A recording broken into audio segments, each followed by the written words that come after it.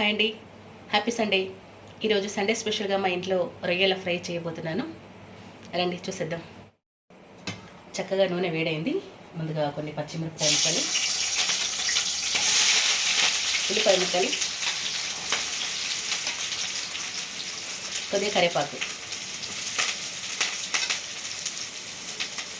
వేసుకొని ఒక 5 minutes fry చేద్దాం. ఈ ఫ్రైలో కొద్దిగా అల్లం వెల్లుల్లి పేస్ట్ వేద్దాం. తర్వాత పసుపు వేద్దాం. ఈ రొయ్యలు కూడా కొన్ని పేర్లు ఉంటాయంట. మా వారిని అడిగితే సముద్రపు రొయ్య అన్నారు. ఆయనకు కూడా పెద్దగా తెలియదు, కానీ చూడడానికైతే చాలా బాగున్నాయి, పెద్ద సైజులో ఉన్నాయి. ఉల్లిపాయ పచ్చిమిర్చి చక్కగా ఫ్రై అయింది. ఇందులో ఈ రొయ్యలు వేసుకుందాం.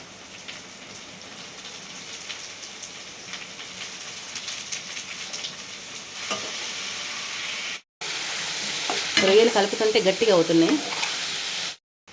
ఎందుకంటే నా వీడియోలకి లైక్ చేయట్లేదు. మనం ఎప్పుడు మన మైండ్ పాజిటివ్గా ఉండాలి. మనం ఎదుటివారి పట్ల పాజిటివ్గా ఉంటే ఆ విశ్వమే మనకు పాజిటివ్గా ఉంటుంది. మనం 10 మంది మేలు ఓరిస్తే ఆ భగవంతుడు మన ఒక్క మేలు ఓరిస్తాడు అనేసి పురాణ వచనం. కాబట్టి ఏ వీడియో చూసినా నా వీడియోలకి లైక్ చేస్తూ నన్ను, నా ఛానల్ని ఎంకరేజ్ చేయగలరు అని కోరుతున్నాను. చేస్తారు కదా. రొయ్యలు చక్కగా ఫ్రై అయినాయి. ఈ ఫ్రైలో ఉప్పు, కారం, గరం మసాలా వేసుకుందాం.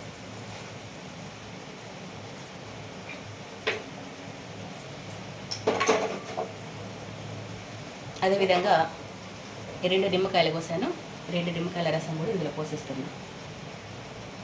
ఉల్లిపాయలు కూడా పెద్ద సైజు ఉల్లిపాయలు 2 ఉల్లిపాయలు పోసాను.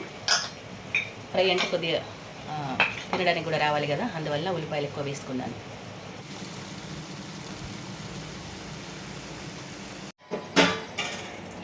గుమగుమలాడే బగారా రైస్ రెడీ.